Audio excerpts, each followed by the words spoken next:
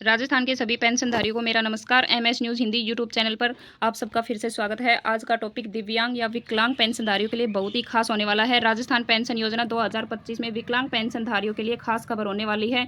मई और जून माह का पैसा एक साथ सीधे खाते में आने वाला है। 16 जून से नोटिफिकेशन जारी कर दिया गया है, तो वीडियो के माध्यम से पूरी वीडियो देखें, पूरी जानकारी लें। जयपुर दिव्यांगों के जीवन को सशक्त बनाने के लिए राजस्थान सरकार लगातार प्रयास कर रही है। दिव्यांग व्यक्तियों में सकारात्मक बदलाव लाने के लिए सरकार कई योजनाएं चला रही हैं। इन योजनाओं के माध्यम से दिव्यांगजनों को आर्थिक सुरक्षा भी मिल रही है। राज्य सरकार ने बजट 2025-26 में दिव्यांगजनों, किसानों, विधवाओं, वृद्धजनों को मिलने वाली सामाजिक सुरक्षा योजना में भी बदलाव किए हैं। इस योजना के तहत पहले 1150 रुपए दिए जाते थे, अब राशि को बढ़ाकर 1250 कर दी गई है। इसी के साथ राजस्थान विधानसभा में प्रश्नकाल के दौरान भजनलाल शर्मा ने दिव्यांगों के लिए घोषणा की थी। घोषणा में दिव्यांगों को पद उन्नति में 4% नेशनल आरक्षण का लाभ दिया जाएगा, यानी कि सब योजनाओं, सबकी पेंशन से दिव्यांगों को 4% ज़्यादा मिलेगा। कई योजनाएं चला रही है सरकार दिव्यांगजनों के लिए कई योजनाएं चला रही है। इनमें सामाजिक सुरक्षा पेंशन योजना, मुख्यमंत्री एकल नारी सम्मान पेंशन योजना, मुख्यमंत्री विशेष योगदान सम्मान पेंशन योजना, राष्ट्रीय विधवा पेंशन योजना, सुखद दाम्पत्य विवाह अनुदान योजना, पालनहार योजना, मुख्यमंत्री दिव्यांग स्कूटी योजना, विशेष योगदान राज्य स्तरीय पुरस्कार योजना और बुजुर्ग पेंशन योजना भी शामिल है। पेंशन राशि में बढ़ोतरी क्या क्या होने वाली है? सरकार ने वृद्धावस्था, विधवा में विकलांग पेंशन की राशि में बढ़ोतरी का फैसला किया है। अब न्यूनतम वृद्धावस्था 2000 प्रति माह होगी, जबकि अधिकतम राशि राज्य सरकार के हिसाब से 5000 तक जा सकती है। यानी कि पेंशन का जो पैसा है वो 2000 से 5000 के बीच में मिलने वाला है। क्या है सामाजिक सुरक्षा पेंशन योजना, जान लेते हैं। सामाजिक सुरक्षा पेंशन योजना दिव्यांगों के जीवन को सशक्त बनाने में वरदान साबित हो रहा है। यह योजना विधवा, बुजुर्ग, दिव्यांग और किसानों के जीवन में सकारात्मक बदलाव ला रहा है। सरकार का लक्ष्य है कि इन योजनाओं के माध्यम से सभी दिव्यांगजनों को समान अधिकार मिले। कैसे करें लाभार्थी सत्यापन? सामाजिक सुरक्षा पेंशन योजना में लाभार्थी ई मित्र केंद्र पर बायोमेट्रिक के जरिए स्वीकृतकर्ता अधिकारी द्वारा एंड्रॉइड मोबाइल ऐप के माध्यम से भी सत्यापन करवा सकते हैं, यानी कि ई मित्र पर भी करवा सकते हैं या खुद के एंड्रॉइड मोबाइल से भी करवा सकते हैं। जाने आवेदन की प्रक्रिया। इस योजना में लाभ उठाने के लिए दिव्यांगों के पास लाभार्थी का नाम, पता, माता पिता का नाम, जन्म तिथि सत्यापित करने हेतु आवश्यक दस्तावेज आधार कार्ड, ममता कार्ड, मतदाता पहचान पत्र, राशन कार्ड, पैन कार्ड, आय प्रमाण पत्र, जन्म प्रमाण पत्र, फोटो, हस्ताक्षर इत्यादि होने बहुत ही आवश्यक है। इन लोगों को मिलेगा योजना का लाभ। इस योजना में 40% या उससे अधिक अपंगता से ग्रस्त होने वाले विशेष योगजन इस योजना के अंतर्गत आवेदन कर सकते हैं। यह पेंशन मुख्यमंत्री विशेष योगदान सम्मान पेंशन योजना के तहत ही दी जाती है। इस योजना में 40% उससे अधिक विकलांगता वाले किसी भी उम्र के व्यक्ति पात्र हैं। 75 वर्ष से कम उम्र वालों को 1150, 75 वर्ष से उससे अधिक उम्र वालों को 1250 रुपये प्रति माह पेंशन मिलेगी। कुष्ठ रोग से पीड़ित लोगों को 2500 रुपये, सिलिकोसिस रोग से पीड़ित लोगों को 1500 रुपये प्रति माह पेंशन मिलती है।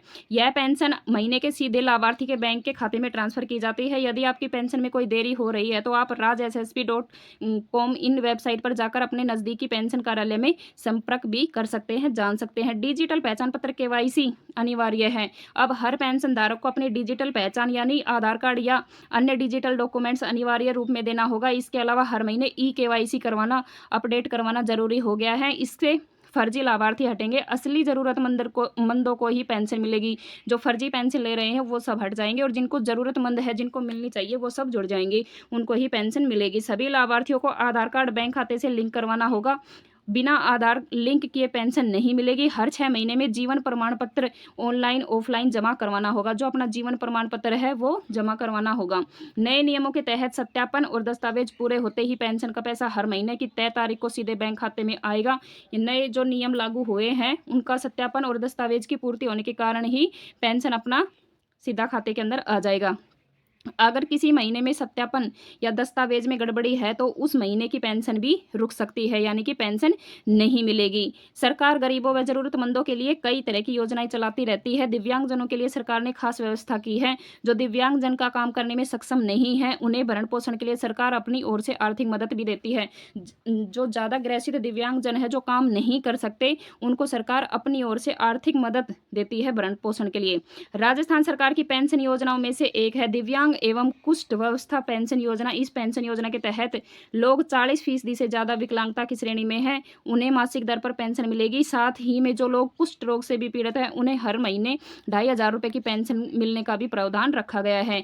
दिव्यांग योजना क्या है? ऐसे दिव्यांगजन जो मानसिक या शारीरिक रूप से काम करने में सक्षम नहीं है, यानी कि जो दिमाग से और शरीर से काम नहीं कर सकते, साथ ही गरीबी की वजह से पेट तक नहीं भर सकते, ऐसे दिव्यांगजनों के लिए राजस्थान सरकार की खास स्कीम दिव्यांग व कुष्ठावस्था पेंशन योजना में, इस योजना के तहत अगर कोई 40% से ज़्यादा दिव्यांगता की श्रेणी में आता है तो सरकार की ओर से भरण पोषण के लिए उनको 1000 रुपये महीने दिए जाएंगे और कुष्ठावस्था में 2500 रुपये महीने की पेंशन दी जाएगी।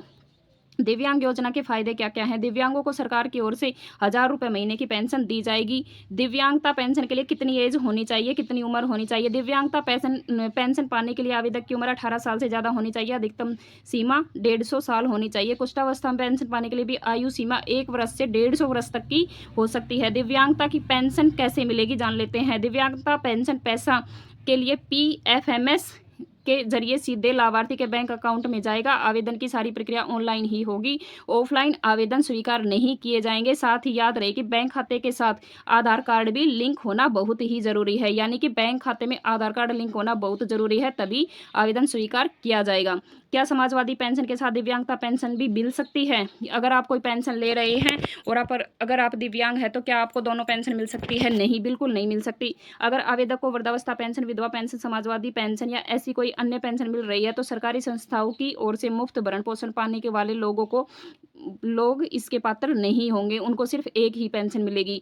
क्या दिव्यांगता पेंशन में देरी होने पर पिछले बकाये समेत पैसा मिलेगा? अगर लाभार्थी का नाम पहली बार लिस्ट में जुड़ा है तो उसे पिछले महीने का कोई भुगतान नहीं मिलेगा, उसे भुगतान बजट की उपलब्धता के आधार पर ही होगा, साथ ही पिछला बकाया नहीं दिया जाएगा। तो साथियों, आज की वीडियो बहुत ही खास थी दिव्यांगजनों के लिए। अगर आपने सत्यापन नहीं करवाया है, KYC नहीं करवाया तो आप KYC करवाना बिल्कुल ना भूले, सत्यापन करवाना बिल्कुल ना भूले।